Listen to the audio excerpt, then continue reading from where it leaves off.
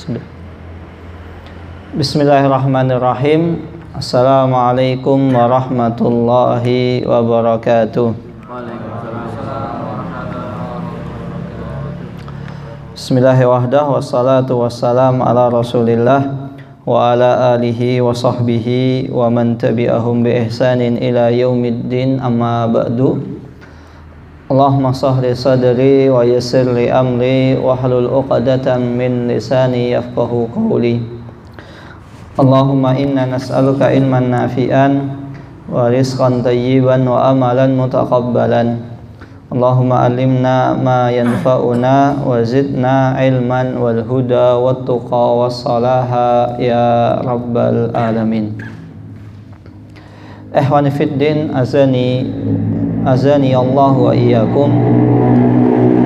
Insyaallah pada siang hari ini kita akan membaca dan mengkaji kitab At-Tibyan fi Adabi Hamalatil Quran, karya Imamuna Al-Imam An-Nawawi Asy-Syafi'i rahimahullahu ta'ala. Al-Babul Awwal. Qala al-muallifu rahimahullahu ta'ala wa askanallahu fasiha jannatihi fi atrafi min fadilati tilawatil qur'ani wa hamalatihi. Bab tentang pembahasan keutamaan seseorang yang membaca Al-Quran, wa hamalatihi, dan orang yang membawanya. Maksudnya hamalah yahmilu, hamalah hamil, membawa. Maksudnya di sini apakah ada orang yang ketika Al-Qur'annya itu dibawa, jadi kemana-mana bawa Al-Qur'an? Ada enggak? Hamil dipastikan tidak ada. Maka hamalah di sini maksudnya adalah para penghafal Al-Qur'an. Karena orang yang menghafal Al-Quran, dia senantiasa membawa Al-Quran di mana saja. Dia tidur membawa Al-Quran, dia ke kamar mandi membawa Al-Quran, dia mancing membawa Al-Quran, dia main bola membawa Al-Quran. Siapa itu? Orang yang hafal Al-Quran. Maka orang yang menghafal Al-Quran memiliki banyak keutamaan yang sangat mulia di sisi Allah Subhanahu wa ta'ala. Salah satunya adalah firman Allah Subhanahu wa ta'ala, innal ladina yatluna kitaballahi wa aqamus salat. Sesungguhnya orang-orang yang yatluna kitaballah, orang-orang yang membaca Al-Quran. Maka tentu di sini para penghafal Al-Quran masuk di dalamnya. Karena namanya menghafal Al-Quran itu nggak cukup sekali baca. Ada yang sekali baca langsung hafal di sini? Nggak ada. Kalau ada orang sekali baca, sekali lihat langsung hafal, sekelas Imam Syafi'i. Kalaupun ada, oh ini sudah pernah saya hafal. Atau misalnya Al-Fatihah ya insyaallah sekali lihat itu hafal insyaallah. Karena apa? Walaupun belum pernah menghafal. Karena ya Al-Fatihah setiap hari dibaca minimal 17 kali. 17 kali antum sholat mosok cuman baca Al-Fatihah 5 kali. Sholat antum nanti nggak sah nanti.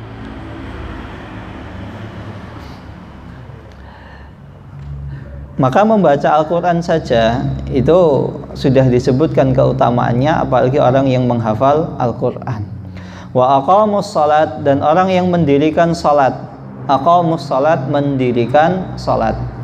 Kenapa tidak melaksanakan salat? Kenapa di sini? Orang yang dipuji, kenapa kok orang yang mendirikan salat? Ada yang tahu? Nggak tahu antum? Wah, antum harus belajar filosofinya.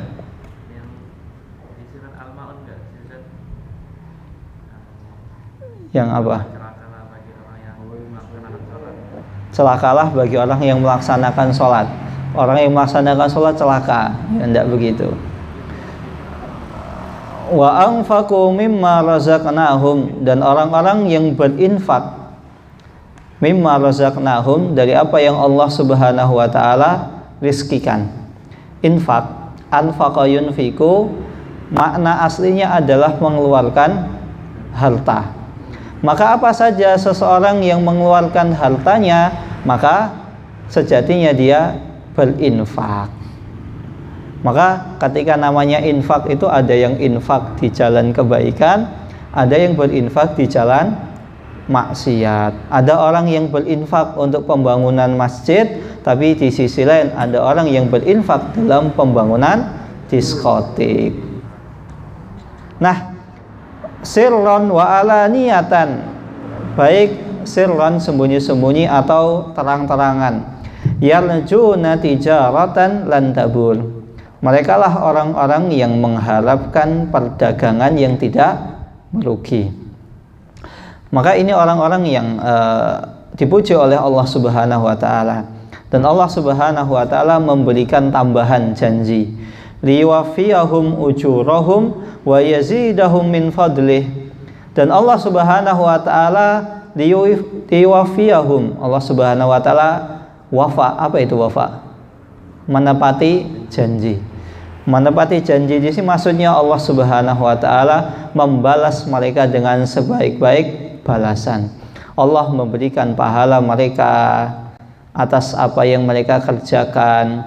Kemudian Allah Subhanahu wa taala memberikan surga. Allah Subhanahu wa taala memberikan ketenangan seseorang yang menghafal Al-Qur'an. Ala bidzikrillahi tatmainnul qulub. Orang yang berzikir kepada Allah, mengingat Allah, itu hatinya tenang, zikir, apalagi baca Al-Qur'an. Wa yaziduhum min fadlih, dan Allah Subhanahu wa taala tambahkan bagi orang tersebut itu keutamaan. Maka orang yang menghafal Al-Qur'an itu kedudukannya tinggi, ikhwah sekalian. Maka tidak boleh ketika seseorang membaca Al-Qur'an dia niatnya, tujuannya selain Allah Subhanahu wa ta'ala, atau mencari tendensi dunia atau apa saja. Di dunia ini, kalau orang pengen cepat terkenal, orang pengen cepat memiliki kedudukan, salah satu caranya adalah dengan ilmu. Antum dipandang, misalnya di ustadz kesohor terkenal, antum hafid 30 juz, banyak dicari. Mau kuliah beasiswa hafid 30 juz, banyak. Mau cari istri, ibadahnya tinggal apa? Tinggal nunjuk. Iya, banyak orang, wah saya senang, saya tuh pengen punya mantu itu hafid 30 juz, banyak. Nggak 1-2 orang yang datang, Ustaz, antum udah nikah belum? Ya saya sudah nikah gitu. Ada punya kenalan enggak yang hafal 30 juz? Oh ada. Siapa? Davi gitu misalnya. Ya banyak orang seneng gitu loh. Bahkan banyak ya, ada sebuah kisah. Ada salah seorang kaya raya, kemudian dia menginginkan, karena ya beliau kenal agama, sering ngaji, tapi anaknya masih ya datnyang lah. Antum tahu datnyang, kadang ngaji kadang enggak, jilbaban kadang lepas gitu. Akhirnya pengen nyari seorang pemuda yang hafal 30 juz, yang alim. Tujuannya apa? Biar bisa mendidik anaknya. Ya nggak salah, tapi sejatinya anak itu tugas pendidikannya adalah orang tua. Maka tadi akhirnya nemu, mau nikah sama anak saya. Ditemukan ternyata anaknya Masya Allah, anaknya ya cantik, pintar, cerdas, tapi ya secara agama kurang baik. Terus gimana, mau nggak sama anak saya? Kalau antum mau nikah sama anak saya, itu tanah 5 hektar buat antum saya bangunkan pondok pesantren. Ada, bener kayak gitu. Anak cerita kayak gini bukan hanya sekedar isapan jempol, beneran kejadian nyata. Ada itu tanah 5 hektar, itu nanti atas nama kamu tak bangunkan pondok. Ya Akhirnya ya mau, ya karena ya pertama melihat perempuannya ya bisa dididik dan lain sebagainya, akhirnya nikah. Alhamdulillah sekarang pondoknya besar, gede. Kalau saya sebut nama pondoknya, saya yakin antum kenal. Tapi saya nggak usah sebutkan namanya. Karena kalau disebutkan namanya secara tidak langsung nanti antum tahu aibnya itu. Jadi sekarang kan perempuannya tadi sekarang jadi bunyai lah istilahnya gitu. Dulu kan orangnya begitu ya, kurang baik. Ya enggak, maksudnya kalau kurang mengenal agama. Lalu kulihal, orang kalau pengen kedudukannya cepat di mata masyarakat, salah satunya dengan ilmu. Antum terpandang, antum jadi seorang ustadz, antum memiliki hafalan Al-Quran, mudah. Maka orang yang dipuji oleh Allah Subhanahu wa taala bukan hanya seseorang yang sekedar menghafal Al-Qur'an. Maksudnya di sini adalah orang yang mengamalkannya. Dan orang yang mendirikan salat, bukan melaksanakan salat. Apa itu? Apakah orang yang melaksanakan salat terpuji? Iya, terpuji. Tapi kalau sekedar melaksanakan salat, orang gila sekalipun itu bisa melaksanakan sholat. Benar? Banyak. Mungkin antum pernah mendapati di sekeliling antum ada orang yang kurang genep. Nggak genep ya, 99 gitu. Ya dikatakan gila ya enggak, dikatakan enggak tapi ya kayaknya gila gitu. Dia sholat bisa. Bahkan bacaannya benar loh. Iya. Ana punya dulu tetangga beda kampung sebelah begitu. Sholat bagus, bacaan Al-Qur'annya bagus. Antum ngajak ngobrol bahasa Arab bisa, cah-cih cus-cus. Bener. Tapi ya gitu, orangnya kurang sempurna lah. Maka kalau sekedar melaksanakan sholat semua orang bisa. Maka yang dimaksud dengan wa aqamus sholat, mendirikan sholat, apa itu maksudnya? Yaitu adalah seseorang yang senantiasa menghadirkan sholat dalam setiap perbuatannya. Makanya kan innas sholata tanha anil fahsyai wal munkar. Sesungguhnya sholat itu bisa mencegah perbuatan keji dan mungkar. Bagaimana caranya? Dengan seseorang ketika mau berbuat, ingat, masa orang sholat kok korupsi, masa aku sholat kok jadi koruptor, masa aku sholat kok selingkuh, aku sholat kok malah mabuk-mabukan, aku kok sholat malah nyuri, aku sholat kok begini dan begitu. Akhirnya berpikir, orang yang sering main ke masjid, sering sholat di masjid, masa akhlaknya demikian? Maka dengan seseorang mendirikan sholat, artinya senantiasa jiwanya itu dihadirkan sholat itu ada dalam hatinya, maka orang tersebut ya akan menjadi orang yang bertakwa. Inilah orang yang dipuji oleh Allah Subhanahu wa taala, tijaratan lan tabur.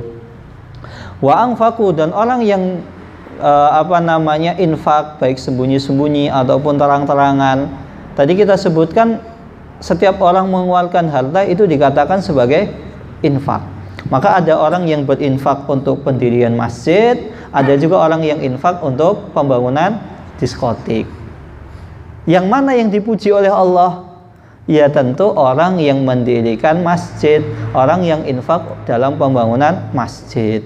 Namun ya tentu orang yang ikhlas, bukan orang yang cari muka. Bentar lagi pemilihan, aku nyumbang. Jangan. Innahu ghafurun syakur. Dan Allah Subhanahu wa taala adalah zat yang ghafur, yang maha pengampun. Ghafur itu mikfar. Dengan seseorang beristighfar, seseorang bisa terhindar dari kesalahan yang sama atau terhindar dari kesalahan yang serupa teman-temannya. Karena maksiat itu punya teman. Begitu juga dengan ketaatan, amal soleh punya teman. Orang kalau misalnya sering beramal soleh, misalnya sering puasa, lama-lama insya Allah orang tersebut akan dimudahkan oleh Allah untuk mudah sholat malam misalnya.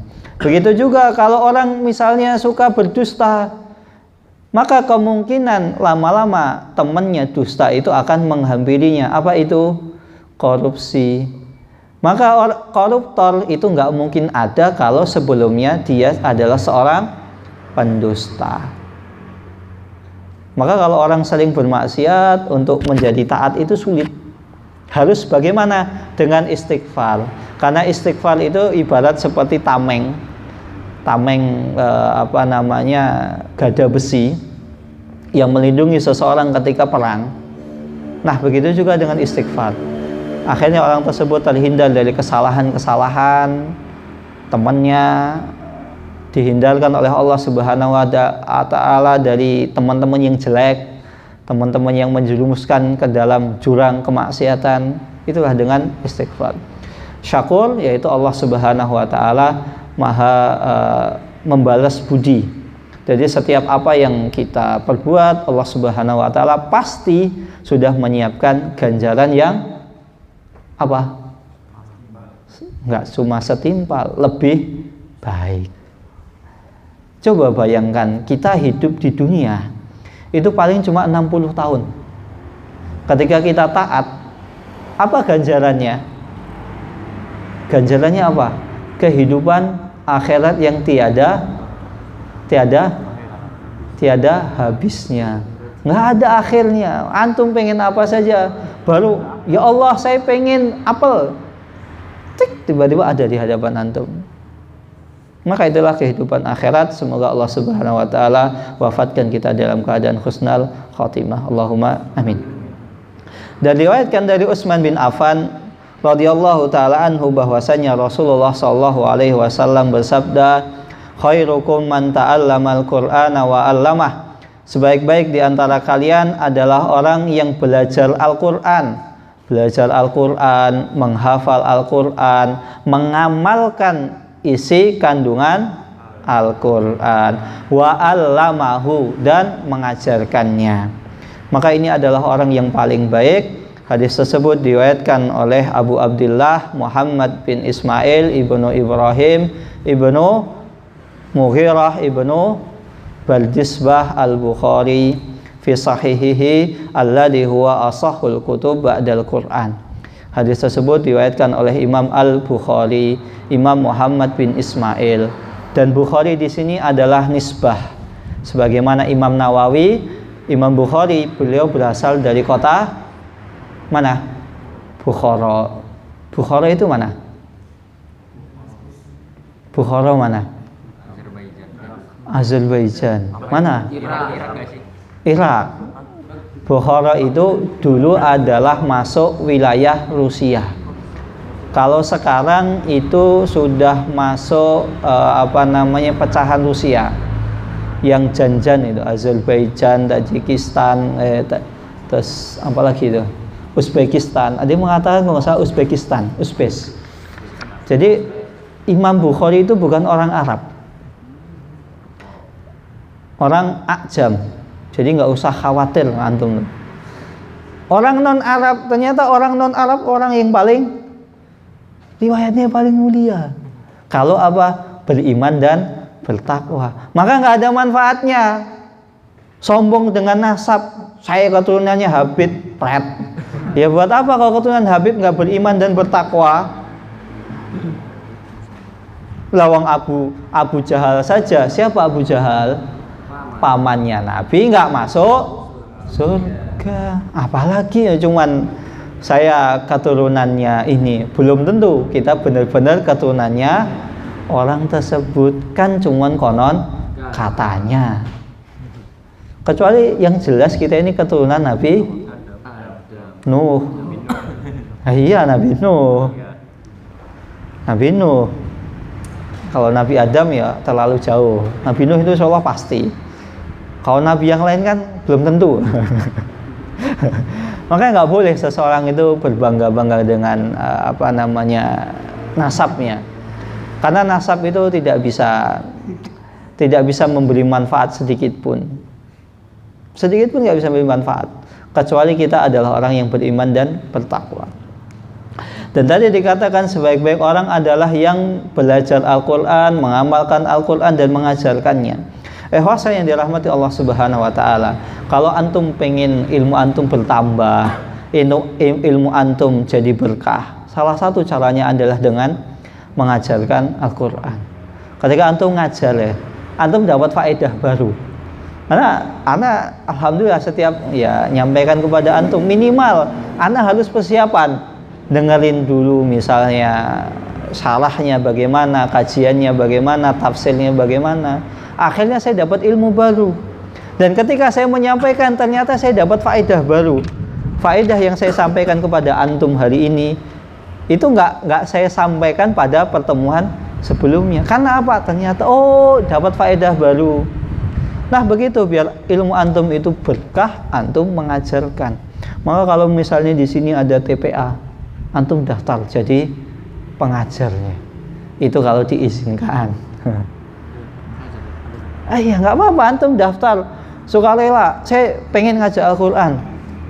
Karena dengan antum mengajarkan, akhirnya ilmu antum berkah, antum murojaah, antum dapat ilmu baru. Enak. Kalau ilmu itu sering diulang-ulang, akhirnya kan semakin melekat. Kalau ilmu itu tidak pernah diulang, maka yang terjadi ilmu tersebut tidak melekat. Buktinya adalah, coba antum sebutkan rumus Pitagoras. Antum belum lama loh lulus. Kalau antum nanya saya nggak ngerti. Saya matematika dulu juga nggak belajar.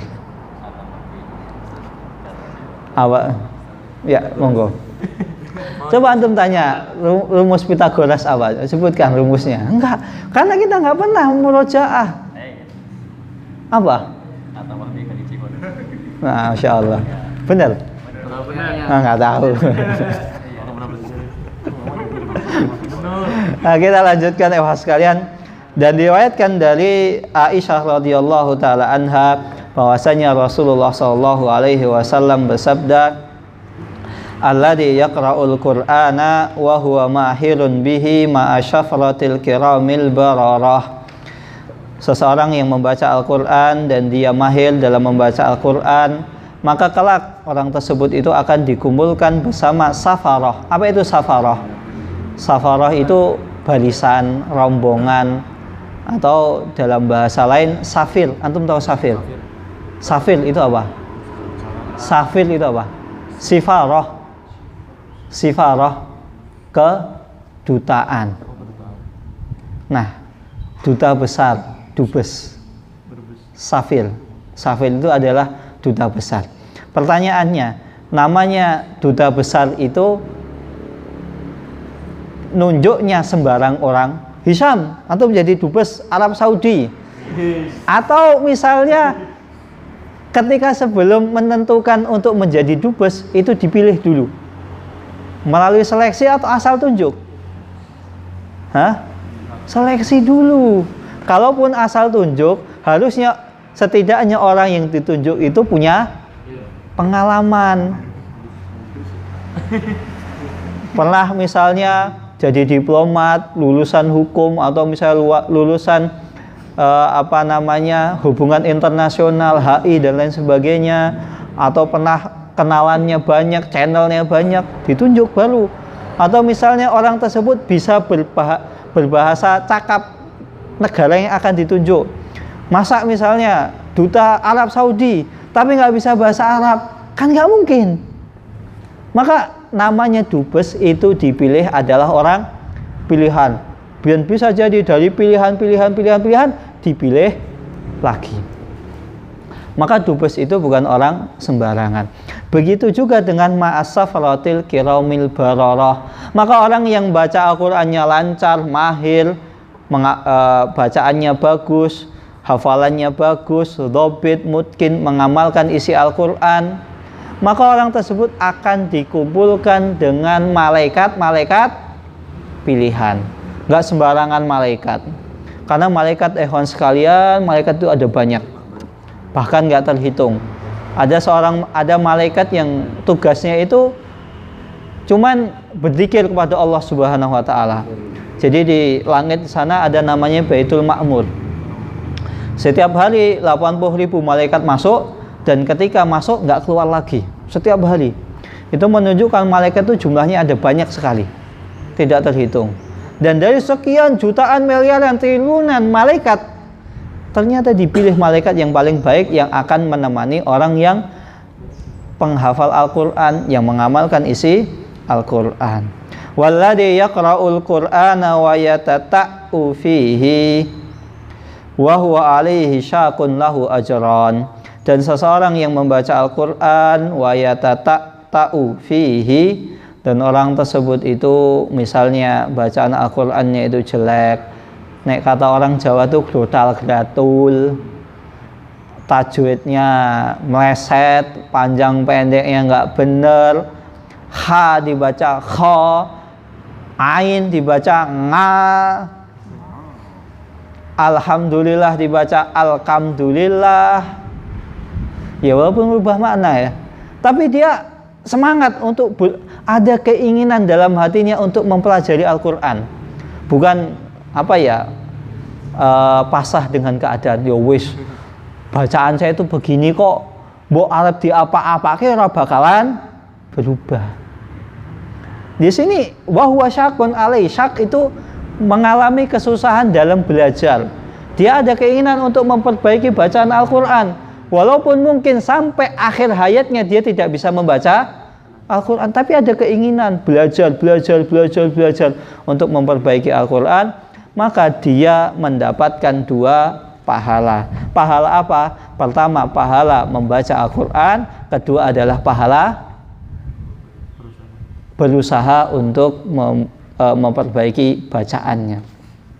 Oleh karena itu, ikhwas sekalian, orang yang dipuji membaca Al-Quran itu bukan hanya yang tubit mungkin. Kalau misalnya antum, hafalan antum ya ala kadarnya ya, misal sudah berusaha hafal 30 juz tapi nggak bisa-bisa, minimal ya antum 15 juz tuh mungkin gitu aja. Kalau 15 juz nggak bisa mungkin, ya paling nggak 10 juz. Nggak bisa 10 juz, 5 juz mungkin. Nggak bisa 5 juz ya pokoknya tetap berusaha. Orang baca Al-Quran itu yang ada baik, kecuali diniatkan dengan tujuan yang salah atau penempatannya tidak tepat. Dan hadis ini diriwayatkan oleh Imam Bukhari dan Abu Husain. Siapa itu Abu Husain? Abu Husain itu adalah kunyahnya Muslim Ibnu Hajjaj Ibnu Muslim An-Naisaburi fi sahihihima. Imam Muslim yaitu Ibnu Abu Husain. Para ulama itu biasanya mereka memiliki kunyah, memiliki gelar. Misalnya Imam Syafi'i gelarnya Abu Abdillah. Imam Ahmad gelarnya Imam Ahmad gelarnya Abu Abdillah. Iya. Imam Malik gelarnya Abu Abdillah. Iya, benar. Maka kalau misalnya antum, nama antum misalnya siapa di sini? Nama antum tuh. Misalnya nama antum Labib, mana Labib? Labib. Nah, gelarnya siapa? Abu siapa? Hah? Abu Usamah, nggak apa-apa. Misalnya Abu Fahad atau misalnya Abu Tantawi, ya monggo gitu. Ya nggak apa-apa. Yang nggak boleh adalah Abul Qasim. Abul Qasim nggak boleh. Karena Abul Qasim hanya khusus untuk Nabi Muhammad Sallallahu Alaihi Wasallam. Maka kita dilarang untuk berkunyah dengan nama Abul Qasim. Kemudian hadis selanjutnya, ihwasan dirahmati Allah Subhanahu Wa Taala, diriwayatkan dari Abu Musa Al-Asy'ari. Nama beliau adalah Abdullah ibnu Qais. Abdullah ibnu Qais di buku antum ada? Ada. Oh ya, masya Allah. Nama asli beliau adalah Abdullah ibnu Qais. Berarti nanti ujian bisa keluar. Beliau dari kabilah Al-Asy'ar. Asy'ar ini adalah kabilah kabilah dari negeri Yaman. Kenapa dinamakan Al-Asy'ari? Karena kabilah Al-Asy'ari ini adalah kabilah yang, mohon maaf, mereka rambutnya itu banyak, rambutnya itu lebat. Ya kayak misalnya ada di sebagian negeri kita itu sebagian kita ada yang rambutnya itu tebel, hitam tebel. Tapi ada juga yang rambutnya itu ya misalnya tipis. Tipis kan ada ya, rambut kita kan beda-beda. Ada yang rambutnya itu sedikit tapi tebel. Tapi ada juga yang rambutnya itu sedikit. Begitu juga ada orang yang rambutnya itu banyak. Ada juga yang rambutnya sedikit. Contoh, baru usia misalnya 16 tahun tapi jenggotnya sudah panjang. Ada juga yang sampai usia 50-60 tahun jenggotnya cuman 3 biji. 3 helai. Nah, Al-Asy'ari ini adalah yang rambutnya banyak. Itu gelar. Bahwasanya Rasulullah Shallallahu alaihi wasallam bersabda, masalul mu'min alladzi yaqra'ul qur'ana masalul utrujah. Permisalan seorang mukmin yang membaca Al-Qur'an itu dipermisalkan, diibaratkan seperti utrujah. Rihuha thayyibun wa ta'muha thayyib.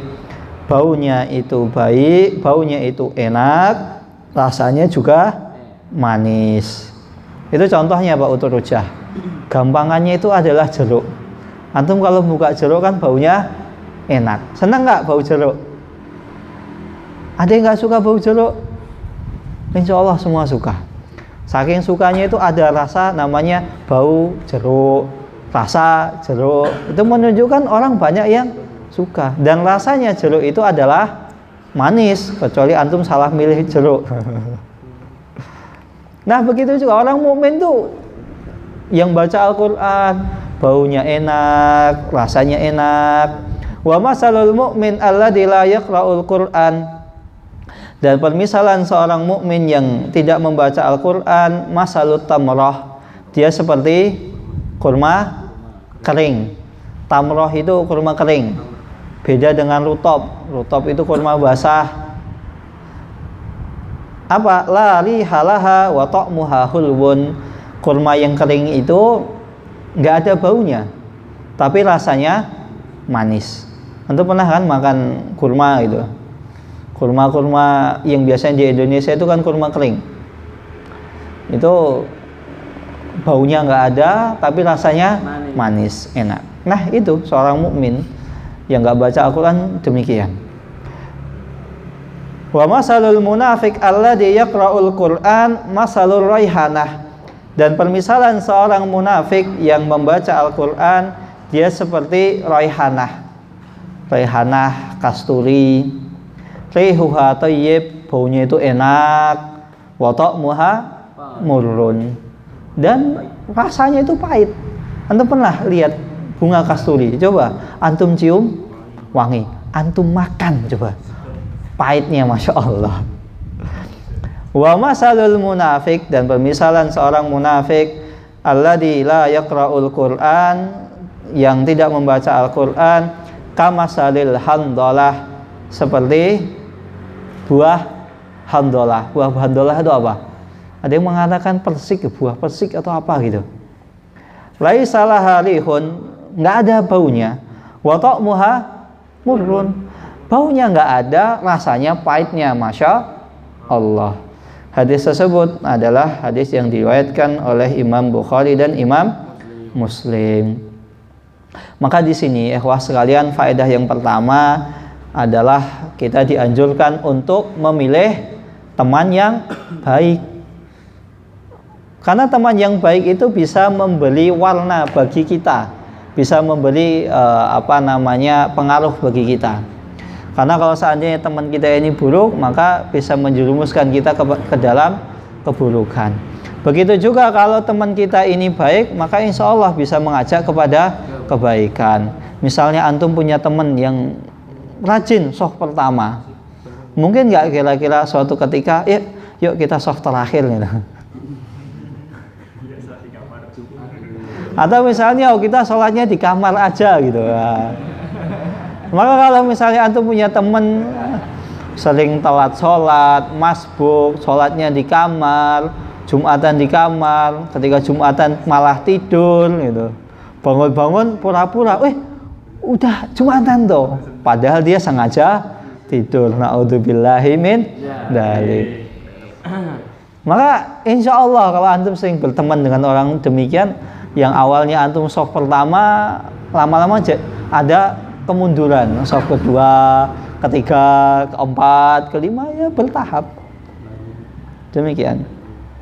Kemudian faedah yang kedua, Allah Subhanahu wa taala dan Rasulnya itu mengibaratkan iman itu memiliki bau. Iman itu memiliki bau, memiliki rasa. Di sini Rasulullah SAW mengibaratkan amal soleh seseorang itu seperti bau, sedangkan iman itu seperti rasa.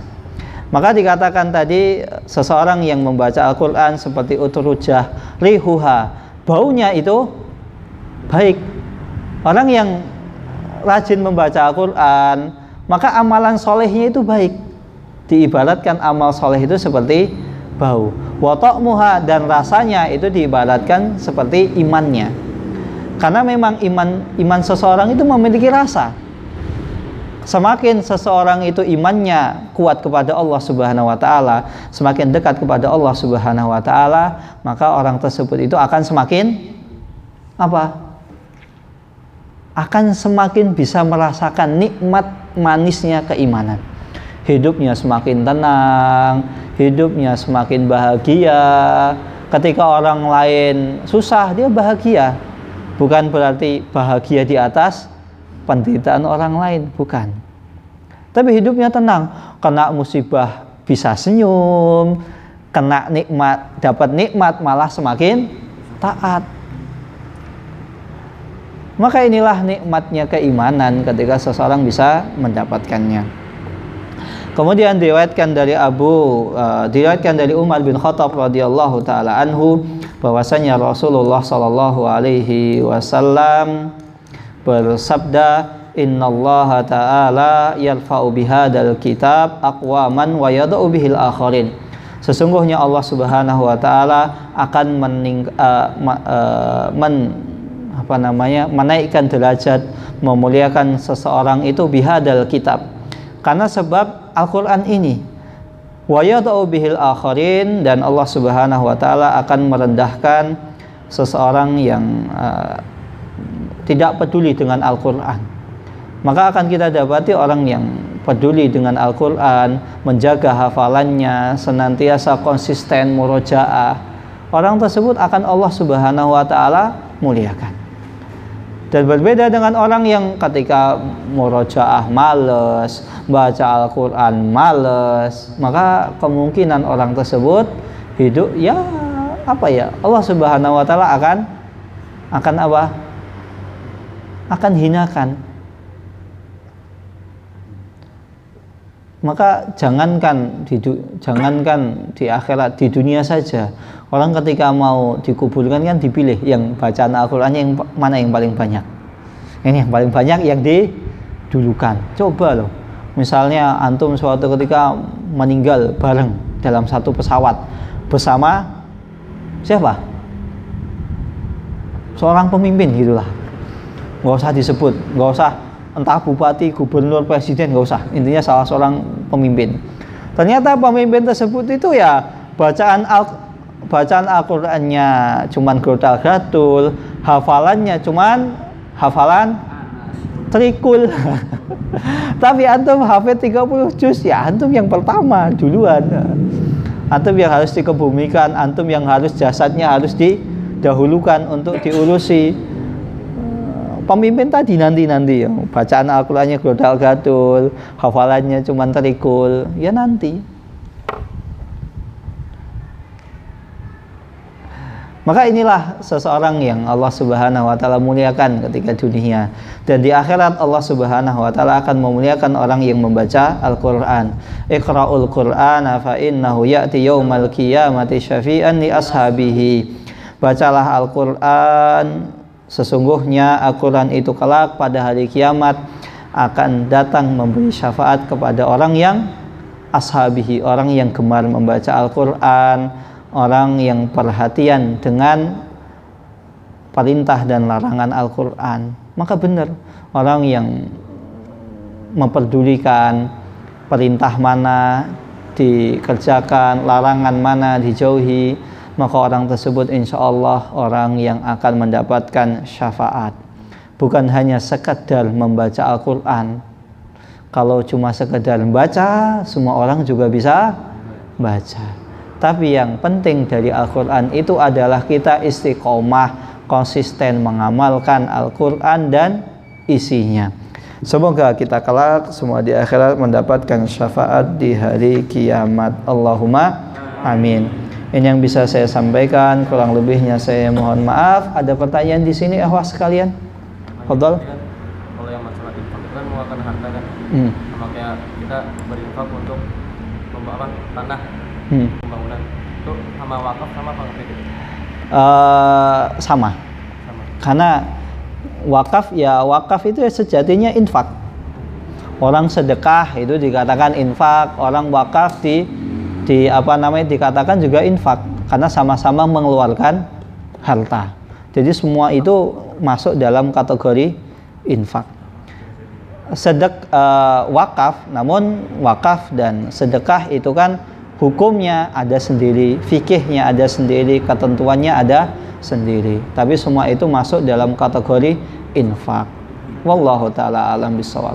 Kalau hibah itu? Hibah sama. Hibah itu kan juga mengeluarkan pemberian, infak kan juga pemberian. Zakat juga. Namanya zakat kan orang mengeluarkan. Tapi ini masing-masing memiliki hukum sendiri, fikih sendiri. Nggak boleh asal saya niat zakat, tapi ternyata belum sampai nisab, haulnya belum. Itu namanya ngadi-ngadi. Yang membedakan itu hukumnya tadi? Hukumnya. Fikih. Hukumnya, kemudian nanti keutamaannya kan beda-beda. Tapi untuk apa? Ya definisinya sama. Secara bahasa semua masuk kategori infak. Tapi secara pengertian istilah syariat itu memiliki makna masing-masing. Wallahu taala alam. Ada pertanyaan lain? Monggo. Tafadhal. Mana?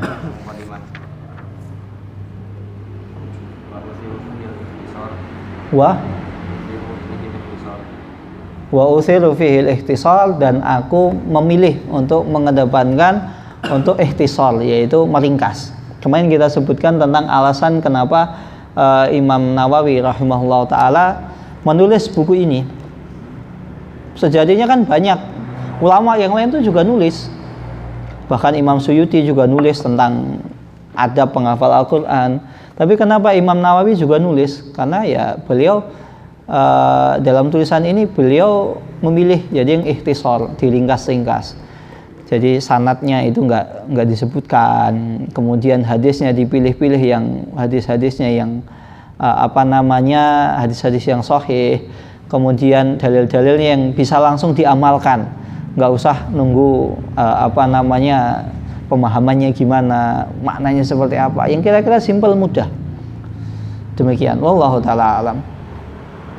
Ada pertanyaan lain? Jika tidak ada pertanyaan, kita tutup dengan doa kafatul majelis. Subhanakallahumma wa bihamdika asyhadu an la ilaha illa anta astaghfiruka wa atubu ilaik. Wassalamualaikum warahmatullahi wabarakatuh.